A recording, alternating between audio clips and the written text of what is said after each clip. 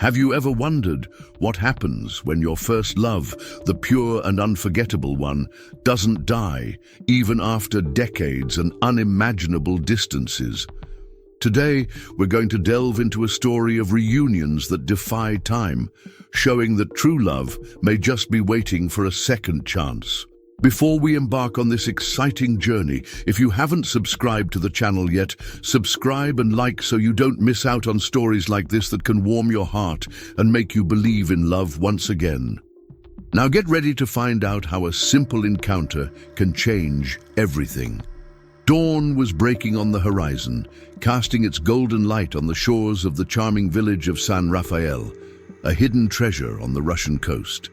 The waves of the sea, in their perpetual ebb and flow, touched the beach with a gentleness that reflected the peace of a new day. San Rafael, with its houses of faded colors and cobblestone streets full of stories, was a place where time seemed to have slowed down, enveloped in the serenity of the coast. In the center of that forgotten paradise, next to a crystal-clear stream that whispered secrets to anyone who wanted to hear them, stood an ancient fig tree with roots deeply embedded in the earth and branches that embraced the sky. That fig tree was not just any fig tree. It was the secret refuge of two children who, despite their young age, shared a bond that destiny had woven with threads of innocence and pain, so that they could learn the greatest lesson of their lives. Sometimes, the person who most needs to be found is the one who hides right in front of you. Murilo Montero, a 12-year-old boy with black hair and dark eyes, ran as fast as only young people can, escaping the echo of the arguments that often flooded his home. His heart was beating fast, not only because of the effort, but because of the certainty that at the end of his race she would be there. Marina Martins, just 10 years old, was waiting for him, sitting on the thick branch of the old fig tree, swinging her delicate legs in the air, while her clear eyes, as blue as the sky that covered them, observed the stream that ran at her feet. There was something in those eyes that always fascinated Murilo, a mixture of sadness and hope, as if the world around him was at the same time beautiful and incomprehensibly lonely. "You're late!" Marina exclaimed with a mischievous smile as she saw Murilo appear between the branches. I know," he replied, as he climbed nimbly until he reached her on the branch. "But today was worse than other days. My parents wouldn't stop yelling." Marina looked at him with concern, an expression that, for someone so young, was strangely deep. "Why do they always fight?" she asked, leaning a little towards him, as if her proximity could give her the answers she needed. Murilo, staring lost among the leaves around him, sighed deeply. "I don't know. Maybe because my father is always tired from work, or because my mother says she never has enough money. But sometimes I think it's because they just don't love each other like they used to." Marina looked down, playing with a loose thread on her cotton dress. "My father is never home," she murmured. "He's always at sea fishing. When he comes back, he's so tired that he barely looks at me. It's as if I don't even exist to him." Murilo looked at her, noticing the sadness that filled Marina's voice.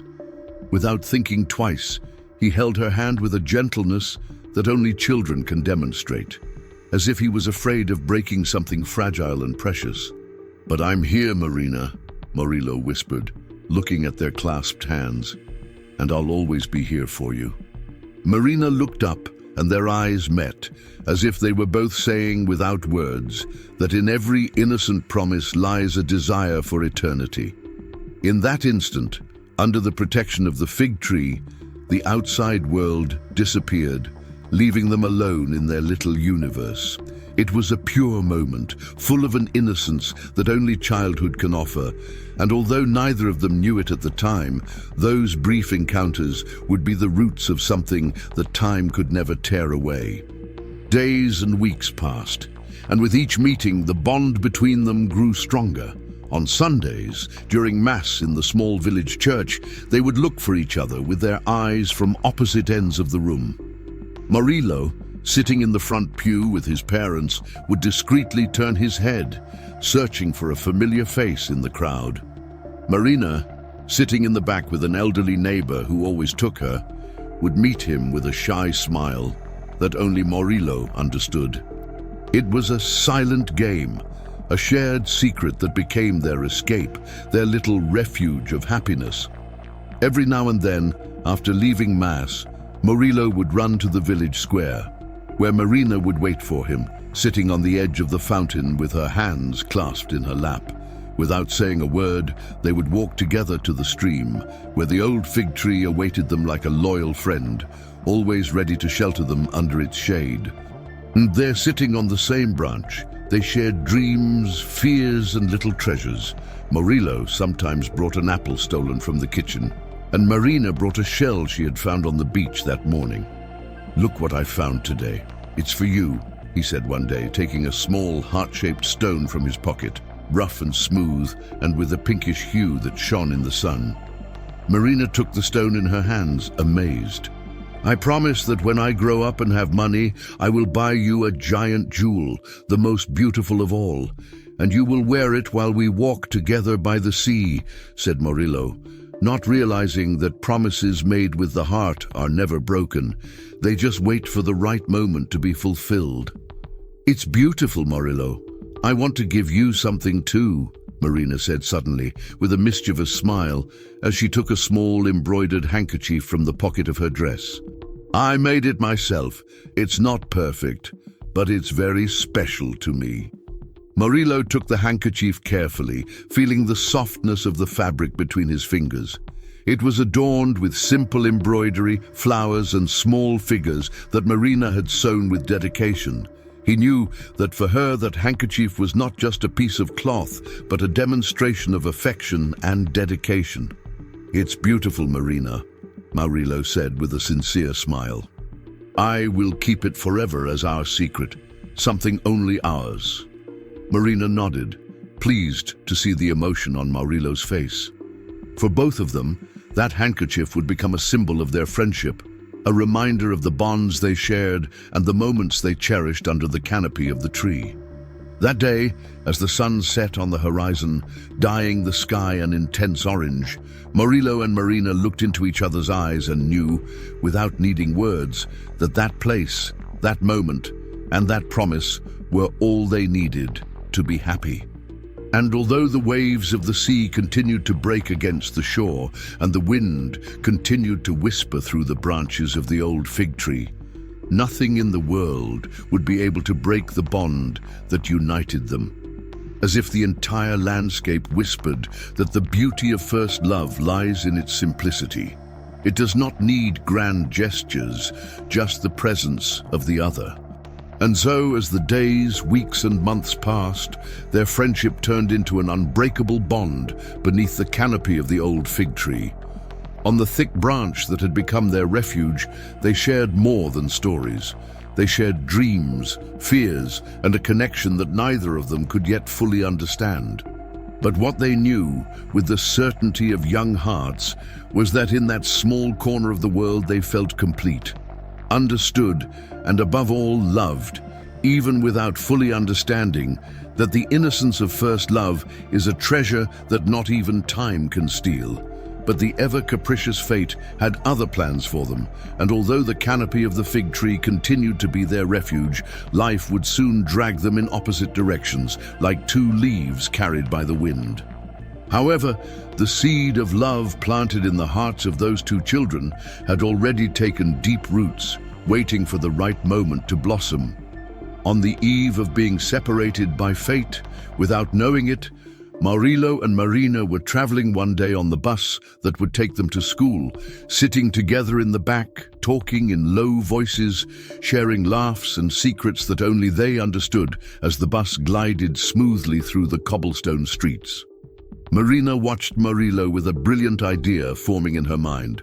"Murillo, can you think of a special code just for us, so we can say things we can't say out loud?" she said, her eyes shining with excitement. Murillo turned to her, intrigued. "A code? Like what?" Marina smiled as if she had been waiting for this question. "There's a rock on the hill, right where we sometimes meet to play. It's different from all the others, remember? It's kind of shaped like a heart, but a little crooked. No one else would notice, but we would. We can leave messages underneath it, things we wouldn't have the courage to say looking someone in the eye. Maurillo smiled at the idea, amused by her creativity. That sounds amazing, Marina. It would be like our own hidden treasure. Marina blushed slightly, looking down at her hands. That way, we'll always have a place to talk, even when we can't do it face to face. Murillo looked at her with a mixture of admiration and shyness. The thought of sharing something so intimate and special just with Marina made his chest warm. I like that idea very much, he said finally, his voice softer. It will be our secret. They both blushed as they realized how special what they were proposing was. The bus continued on its journey, and the rest of the journey passed in comfortable silence, filled with thoughts about what that secret code would mean to them. That same afternoon, RG could not wait. He went to the hill where the peculiarly shaped stone was slightly hidden among the bushes. When he arrived, he looked around to make sure no one was seeing him, and then carefully lifted the stone. Underneath it, he found a small, carefully folded piece of paper. The color was soft, a delicate pink, and when he brought it close to his face, he noticed a faint floral scent, the scent that always reminded him of Marina. With trembling hands, he opened the note and read the words written in Marina's childish handwriting. I always think of you, even in my dreams. Maurillo felt his eyes fill with tears. A sweet and deep emotion flooded his heart. Those simple and sincere words revealed how special he was to her.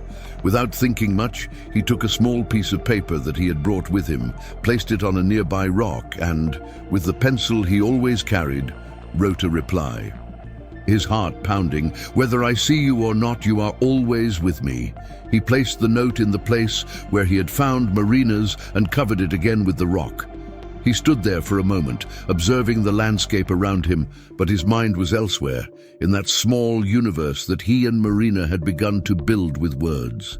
He returned home with the slight knowledge that the next day Marina would find her answer, and thus their secret would continue to grow, as strong and special as the friendship they shared. A short time later, the sun shone high in the sky, announcing the end of the school year in San Monte. The small coastal village was filled with joy as children ran through the cobblestone streets, celebrating the start of the holidays. However, not everyone shared that excitement. In the fig tree that grew next to the stream, Marina waited on her usual branch, swinging her legs as she watched the horizon, oblivious to the hustle and bustle of the village. A silent worry had settled in her chest, a feeling she had been unable to shake since morning. Murillo appeared among the leaves, walking slowly, with his head down and his shoulders slumped. When she saw him, Marina knew something was wrong. "Murillo!" she exclaimed, with a smile that tried to disguise her uneasiness. "You're late. I thought you wouldn't come." Murillo didn't answer right away. He climbed up onto the branch and sat down next to her, but his eyes remained fixed on the stream that ran at his feet.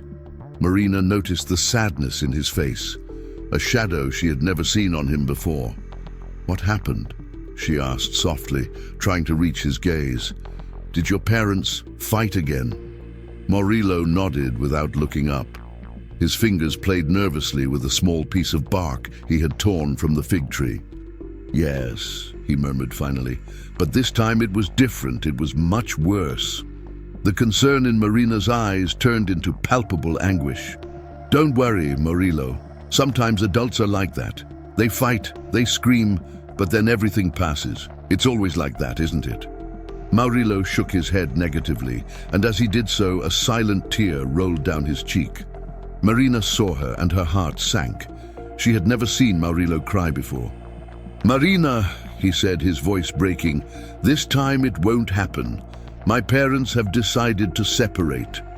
Marina fell silent, processing Murillo's words. It was as if the world around her had suddenly stopped. The birds, the wind, the whisper of the stream, everything disappeared, leaving only the sound of Marina's heart beating loudly in her chest. My mother wants me to go with her to the United States, Murillo continued almost in a whisper. We'll live with my grandfather there, and my father will stay here alone in the house. Murillo's words fell like a blow to Marina's heart. She felt all the air escape her lungs, leaving her empty and trembling. She tried to say something, anything that could ease Murillo's pain, but the words would not come. In their place, a deep and painful silence settled between them, a silence where their souls tried to say goodbye, knowing that no words could change the inevitable. The minutes passed in that moving silence until Marina, unable to contain her sadness any longer, began to cry. Tears fell copiously down her face as her body shook with each sob. Murillo, seeing his pain reflected in the eyes of the girl who had been his best friend, felt a pang in his chest. He could not bear to see her like this, so sad, so helpless. "Wait here, Marina," he exclaimed suddenly, with an urgency in his voice that surprised them both. "I'll be right back." Without waiting for an answer, Murillo climbed down from the branch and ran away, disappearing among the trees, while Marina continued to cry, unable to understand what was happening.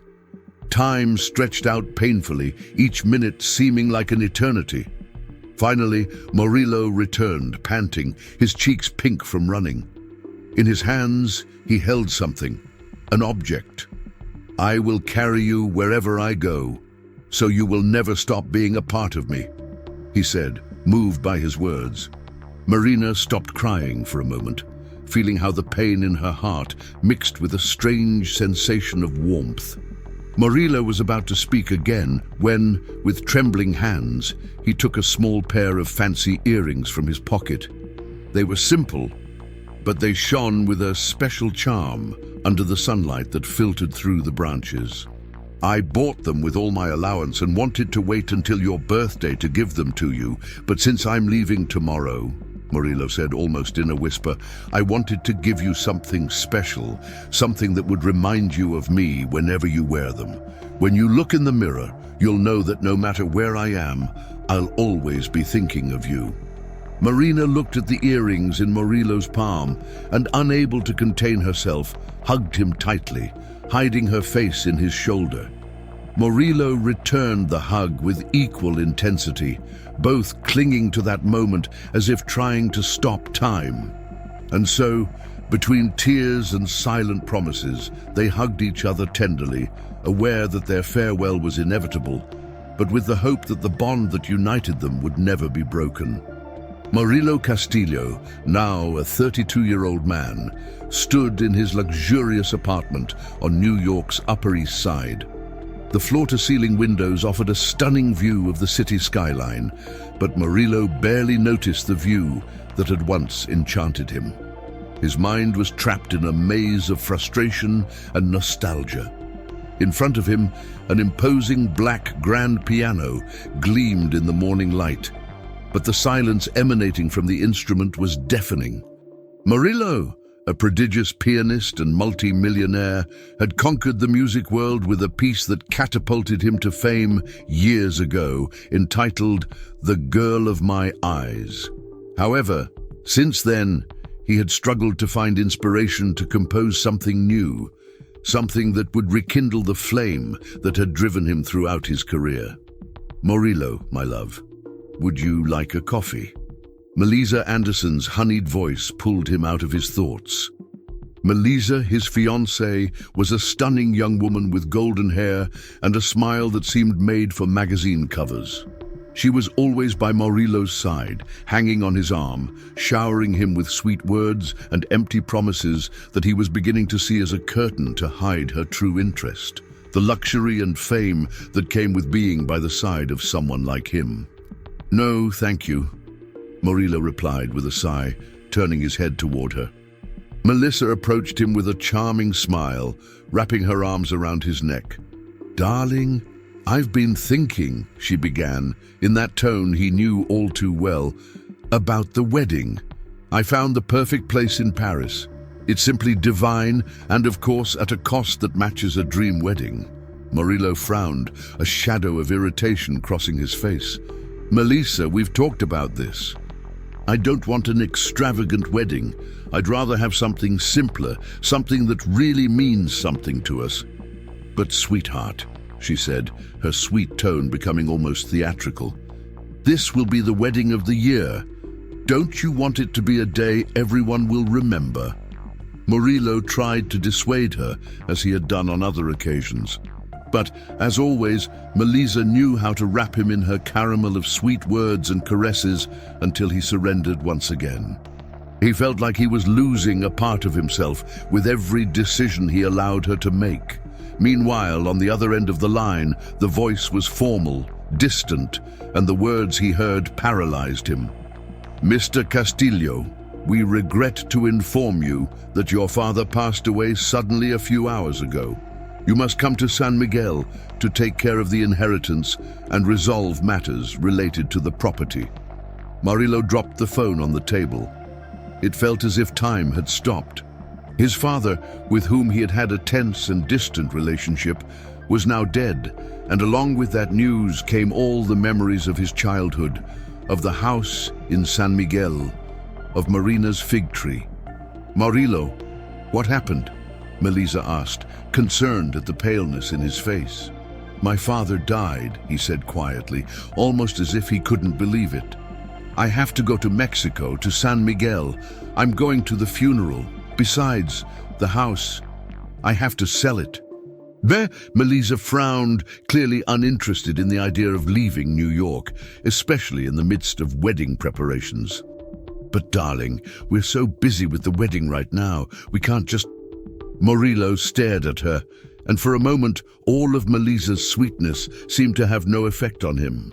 "No, Melisa, I have to go to that house, that place. I have to close this chapter." Melisa, realizing that she wouldn't be able to convince him this time, adopted her most dramatic and affectionate tone. "Okay, my love. If it's so important to you, I'll go with you. But don't ask me to stay in this village for too long, my dear. You know I'm not made for this kind of place." "My love," Murillo nodded, knowing that this trip would be more difficult than he imagined. Meanwhile, in San Miguel, Mexico, Marina Ramirez, now 30, lived a quiet life in the same village where she had grown up.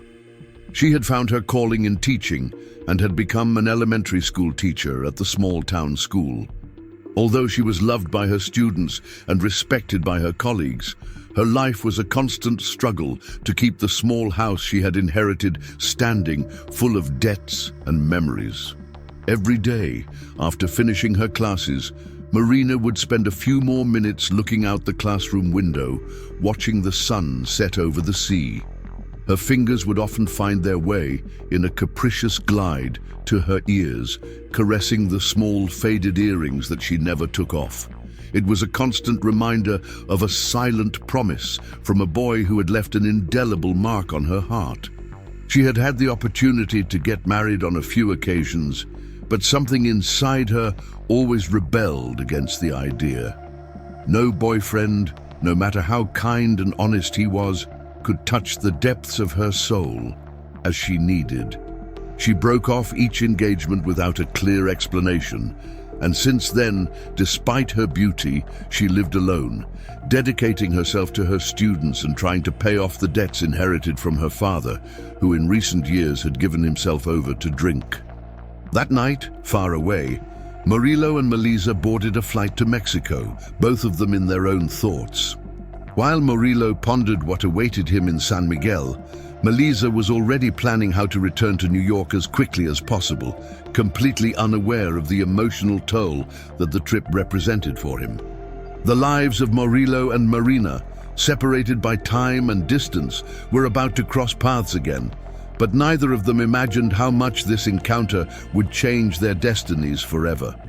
The next morning, a luxurious, elegant black sedan pulled up in front of the cemetery where the burial was taking place.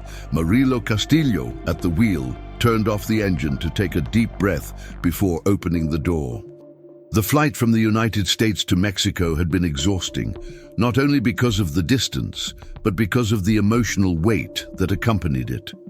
Driving alone to San Miguel had given him time to process what he was about to face. although nothing had truly prepared him for that moment. Murillo got out of the car, and as he looked up, he felt the dense, humid air of the village envelop him, bringing with it an avalanche of memories from his childhood. Dressed in black, he walked with firm steps towards the group of people gathered. His eyes crossed familiar faces, some now marked by time, and others that he barely recognized. And then he saw her. Yes, it was her. As his inner voice repeated, "Destiny has its own way of uniting those who are destined to meet, no matter how much time passes." Dressed in a simple black dress, Marina Ramirez stood alongside the other villagers. Her clear eyes, once full of innocence and joy, stared at him with an intensity that took his breath away. Murillo stood still, feeling time stand still, his thoughts mingling in a combination of nostalgia and surprise. It was her, more beautiful than ever, with a maturity that made her even more fascinating. But what really caught Murillo's attention were the earrings dangling from her ears, the pair he had given her as children, which, despite the years and the distance, remained a silent testament to what they had shared. Marina looked at him, and for an instant, all the memories and emotions that she had kept inside for 2 decades seemed to resurface. Melissa Anderson, Murillo's fiancée, appeared behind him. She had preferred to spend a few minutes in the car, adjusting her makeup and making sure that she looked impeccable. As she approached Murillo, her perfectly tailored black dress highlighted her figure, and her flawless makeup contrasted with the somber surroundings of the cemetery. "Rodrigo, my dear," Melissa exclaimed with a bright smile, completely ignoring the solemn tone of the moment. With an effusiveness that left everyone perplexed, Melissa threw herself into Murillo's arms with force, kissing him for a moment in front of everyone present. Marina, who was watching the scene from a distance, felt her heart break into 1,000 pieces. Such an out-of-place attitude in that moment of mourning made a harsh reality clear to Marina. Murillo was engaged, perhaps even already married, to that elegant woman. Murillo kissed her back automatically, for just a second, still caught up in the confusion of emotions at seeing Marina after so many years. When he opened his eyes, he looked for her again and saw her lower her gaze, unable to bear the scene. As a tear ran down her cheek, without saying a word, Marina turned and began to walk away from the cemetery, her steps quick and determined, as if she were trying to escape the reality she had just faced. Murillo followed her with his eyes, his heart racing and his thoughts in turmoil. Each step Marina took seemed like an eternity, and with each one, he felt something essential move away, something he still couldn't fully understand. Questions crowded his mind. Was it really Marina? How was it possible that after so many years she was still wearing those earrings? What did it all mean? As Marina's figure disappeared between the trees at the edge of the cemetery, Murillo murmured to himself, his voice trembling and full of emotion. "It's Marina, it really is her. She's more beautiful than ever." But before he could take another step or even process what he had just seen, Melissa, oblivious to everything that was happening in Murillo's heart, hugged him tighter and pushed him away from her thoughts. "Murillo, my dear, let's get out of here. This place depresses me, my love," Melissa said in a sweet but empathetic voice. Murillo, still staring in the direction where Marina had disappeared, emphasized that he would not leave until his father's funeral was over. However, he knew that there was more to this trip than he had imagined. His life was about to change, and what he had just witnessed was only the beginning, because he would have to learn that it is not distance that separates people, it is the lack of will to find the way back. After the funeral, Murillo and Melissa arrived at the only hotel in the small village of São Miguel. The place, simple but welcoming, had a rustic charm that contrasted sharply with the luxury Melissa was accustomed to. As soon as they entered the room, Melissa sighed heavily and with an expression of boredom let herself fall onto the bed. "Murillo, my dear, this place is so rural. she said, choosing her words carefully as she looked around with a mixture of disdain and resignation.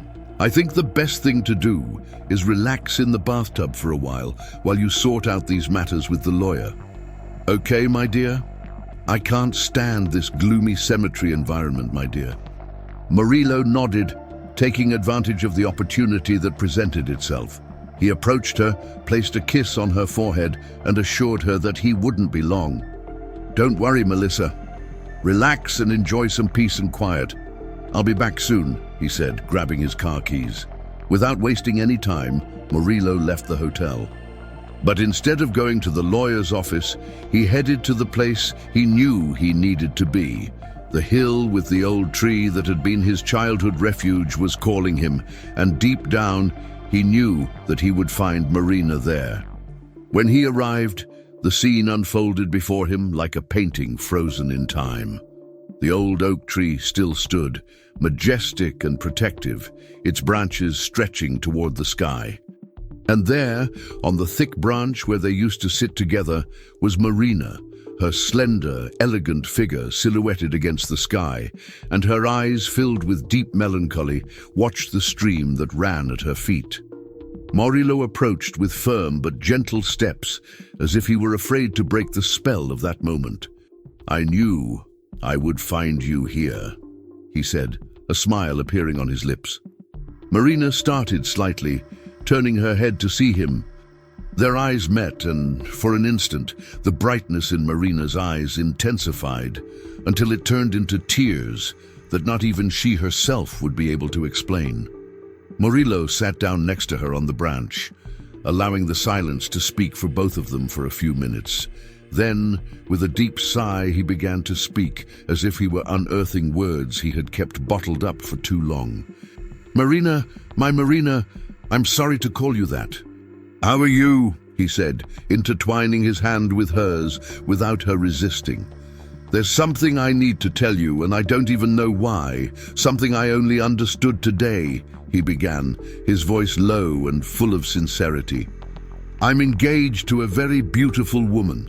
Someone I tried to convince myself I was in love with, but since I got here, since I saw you at the cemetery, I don't know how, I don't know why, everything fell apart. I've never felt the kind of connection with Eliza that I feel with you here and now. For some reason, I've always felt incomplete, empty, like something was missing, and I didn't know what it was." Murillo paused, his gaze lost in the leaves of the tree that swayed gently in the breeze. Marina, with tears in her eyes but maintaining eye contact, listened intently, as if she were understanding the whirlwind of emotions he was experiencing at that moment. "Marina, I don't want to intentionally cause pain, so—" Murillo didn't finish the sentence, leaving the words hanging in the air. Marina, seeing in that hesitation an opportunity to avoid the embarrassing confession of her love for Murillo, invented a lie while repeating to herself, to strengthen herself, "The value of love is not in what you receive, but in what you are willing to give. I'm getting married soon, maybe in a few months. My fiancé is in another region and will be here soon," Marina lied, her voice shaking slightly under the weight of the falsehood. Murillo gently released her hand, his head down, exuding sadness. "I understand," he said simply at that moment, under the old oak tree that had been witness to his childhood dreams and fears. Murillo knew that his life would never be the same. Marina's words had reached the depths of his soul, and although the path ahead was full of uncertainty, for the first time in a long time, he did not feel alone. The wind whispered softly through the leaves, as if the tree itself were blessing this reunion. Both remained silent, even with their illusions shattered, enjoying each other's presence, letting the moment speak for itself. Murillo began to realize that his commitment to Melissa did not fill the void in his heart, and faced the idea that the love he believed he felt was not as deep as the one he felt for Marina. On the other hand, Marina struggled to maintain her composure, offering a noble, if painful, exit for both of them. Marina's decision to lie about a non-existent commitment was a personal sacrifice that highlighted her desire to protect Maurílio and preserve the purity of what they had shared. Her lie was not only an act of love, but also a way to prevent Maurílio from undoing his life for a decision driven by nostalgia, causing pain to Melissa, a woman Marina believed to be honorable. Maurílio, unable to sleep after his intense reunion with Marina, found himself caught up in a whirlwind of thoughts and emotions. The weight of nostalgia and the realization of his true feelings kept him awake in the silent suite of the small hotel in São Miguel. Melissa, his fiancée, slept soundly beside him, oblivious to the internal torment that Maurílio was facing. He repeated to himself, "Sometimes we need to lose ourselves to find ourselves again, and in doing so, we discover who we really are." In that moment of introspection, Maurílio realized that his life, although successful, had been empty without the love he had never stopped feeling for Marina. Determined to find some peace, Maurílio got out of bed and left the room silently, trying not to wake Melissa. With slow steps, he walked through the hotel corridors, immersed in the darkness of the night. The colonial-style building had a nostalgic air that matched his mood. As he walked, his thoughts kept returning to Marina and how their paths had crossed again under such unexpected circumstances. His steps took him to a small salon in the oldest wing of the hotel. This space, although modest, had a charm that caught Maurílio's attention. Moonlight streamed through the tall windows, illuminating the dust floating in the air and revealing an antique piano in the corner of the salon. It was a grand piano, one of those that had stood the test of time and seemed to hold forgotten stories within itself. The instrument, although old and a little worn, emanated a majestic presence, as if it were waiting for the right moment to come to life again. Maurílio's heart skipped a beat when he saw the piano. He felt drawn to it in a way he hadn't felt in a long time. It had been so long since he had felt the spark of inspiration, but at that moment, something inside him was ignited. He approached the piano, sliding his fingers over its worn surface, feeling the energy that the instrument emanated. It was as if that old piano, hidden in a forgotten corner of the hotel, had been waiting for him. Maurílio sat on the wooden bench, adjusting his posture, closed his eyes for a moment, letting himself be carried away by the mixture of emotions that invaded him. Without thinking much, he began to play, repeating to himself, "Sometimes it is necessary to cross the darkness of our doubts to find the light of our truth." The first notes echoed in the silence of the night, filling the hall with a melody that sprang from the depths of his soul. Maurílio's hands moved with a fluidity he had not felt in years. Each chord, each change of tone, reflected the intensity of the feelings he had repressed for so long. The melody that emerged from his fingers was soft, but full of restrained passion, a sadness that turned into hope. Images of Marina, of the days they spent together as children, and of the unfulfilled promise intertwined with the music. Thus, in the stillness of the early morning, Maurílio composed a piece that would become his greatest work. He titled it "Endless Love," and knew with certainty that this melody was the reflection of what he truly felt, an eternal and unshakable love for Marina. It was as if, by playing those keys, he had found the key he had been searching for so many years. His lost inspiration had returned, and with it, a clarity that drove him to act. As he played, he could only think, time does not erase what the heart has never stopped remembering. Maurílio played until the first rays of sunlight began to enter through the windows, but with his heart full of determination, he returned to his room. He knew he could no longer ignore what he had discovered in his soul. He concluded to himself that the heart always knows what it wants, even when the mind tries to divert it. The following afternoon, after reflecting on everything that had happened, Maurílio made a decision. He needed to look for Marina and finally declare his love. He was determined to ask her not to get married, to beg for a chance to be together and experience the love they had never been able to experience in their youth. However, when he arrived at the house where Marina had spent her entire life, he was greeted by a stranger. The man, with a bitter expression, informed him that the property was mortgaged by the bank and that he was the new owner after being unable to pay off the debts left by his father, who had died months earlier. Marina had lost her house and was left with nowhere to live. Murilo stood still, distressed and disoriented. The woman who had inspired his greatest work, who had rekindled the passion in his life, was now homeless and possibly alone. The urgency to find Marina became even greater, especially when he imagined that she might leave the region in search of the enigmatic fiancé she had mentioned during their reunion under the tree. Murilo knew he could not let her go. He had to find her at all costs and fight for the love he had rediscovered. As he drove, he thought out loud, "Sometimes life gives us a second chance to do things right, and those are the opportunities we can't let slip away." He drove to the small school where Marina worked, hoping to find her there. But when he arrived, one of the teachers informed him that Marina had resigned that very day and left the village. Meanwhile, at the hotel, Melissa began to suspect that something had changed in Murilo. Her instincts told her that something was up. Without showing any suspicion, she decided to investigate discreetly.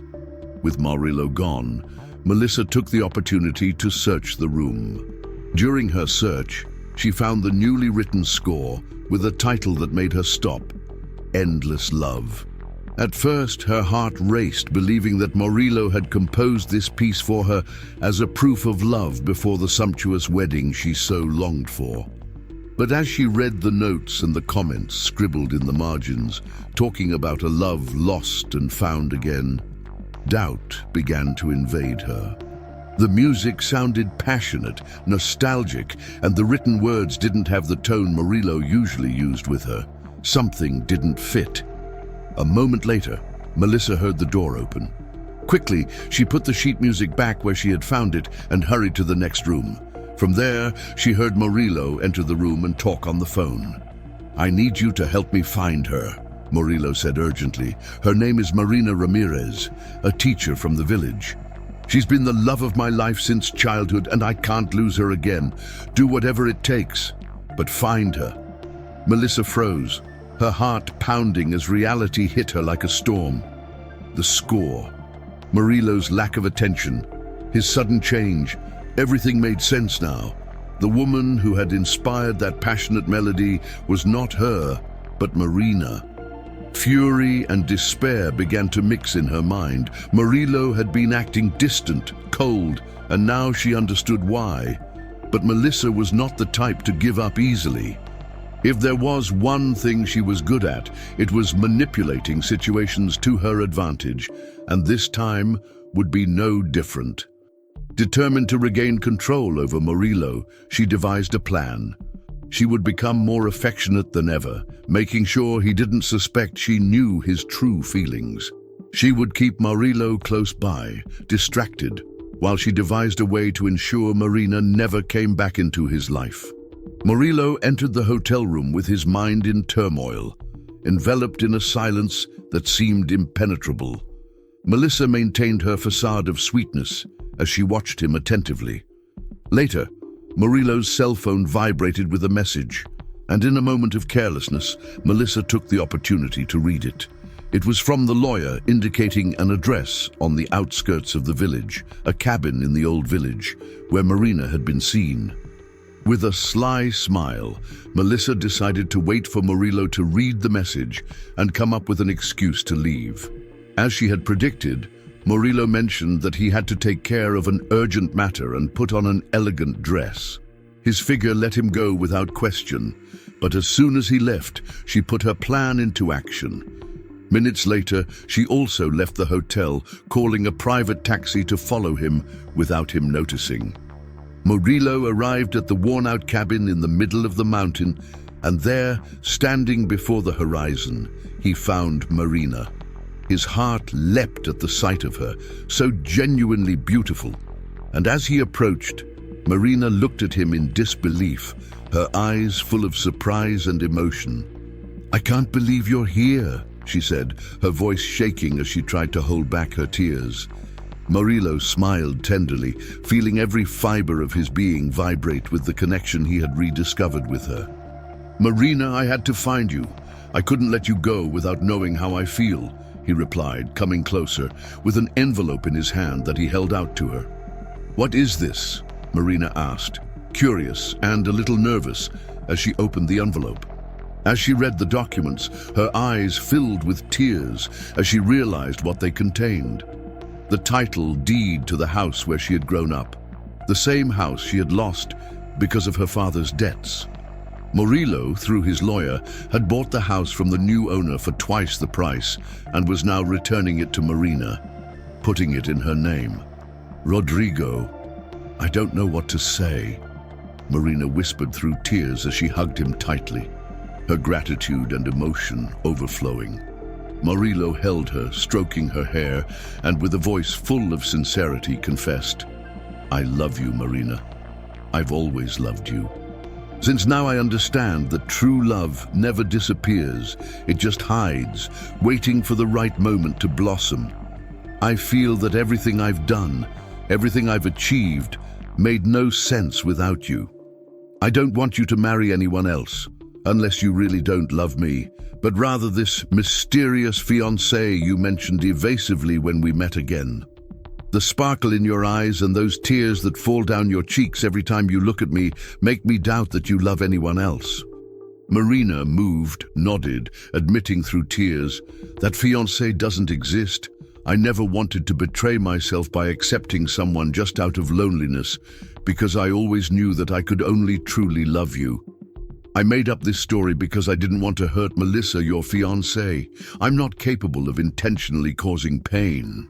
At that moment, just as Melissa's voice echoed in the distance calling for Murillo, they both separated before she saw them. Soon after, Melissa approached with a forced and exaggeratedly sweet smile. "Rodrigo, my love, I finally found you, my dear. I looked for you everywhere. I asked your lawyer, and he told me you were here. My treasure," Melissa said, hugging Murillo without even greeting Marina, as if she didn't exist. "My dear, we need to go back to New York right away. You had a last-minute commitment to do a concert. Oh, and speaking of which, my love, I saw the sheet music you dedicated to me, Endless Love. I'm sure you were going to play it as a surprise at the wedding that's in a few days. Right, my dear, I ruined your surprise when I found out about it. I'm sorry." Marina turned pale at these words and tried to walk away, heading towards the cabin. Murillo firmly but gently grabbed her arm and said, "Marina, your place is by my side." Then he turned to Melissa with a determined expression on his face. "Melissa, that score wasn't for you," Murillo said, as Melissa blinked, trying to keep up her act, and with a nervous laugh replied as she hung around his neck, "What are you talking about, love? Don't worry, darling, I'll pretend I've never seen you. You're so romantic." But Murillo, gently pushing her away, looked at her seriously. "I'm sorry, Melissa, I never intended to deceive you, but I can't marry you. This score was composed for this woman who is here, Marina, the only one I've loved throughout my life, since childhood. I've never been truly in love with you. It wouldn't be fair for you to marry someone who doesn't love you as much as you deserve." Melissa's fake smile disappeared instantly, revealing her true character. Her eyes flashed with anger, and her voice, once so sweet, became sharp and cold.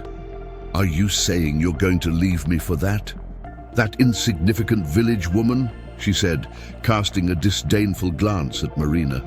"Look at her, Murillo. She doesn't have my elegance, my beauty, much less my style.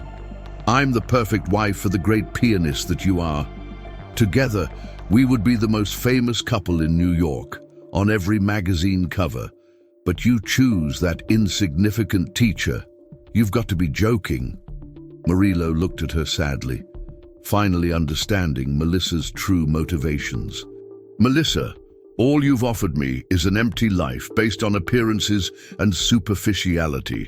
I don't seek status or fame. I want a life full of true love, and that's something you could never give me, because all along, you've only been interested in what I could offer you: fame, luxury, connections, anything to push you to be the successful model you've always dreamed of, but couldn't be on your own. But I want more than that. I want true love, and I find that here, with my Marina.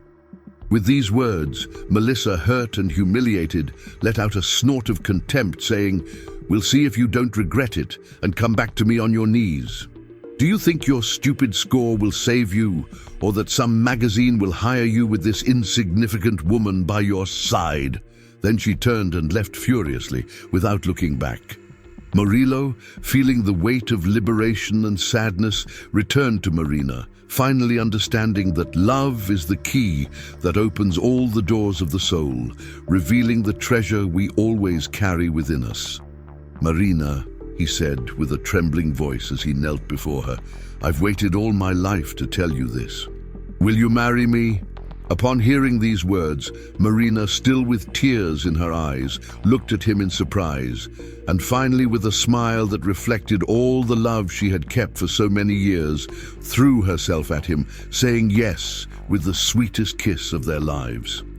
Months later, in a masterful concert in New York that filled the auditorium, Murillo, elegantly dressed at the piano, played the piece, "Endless Love."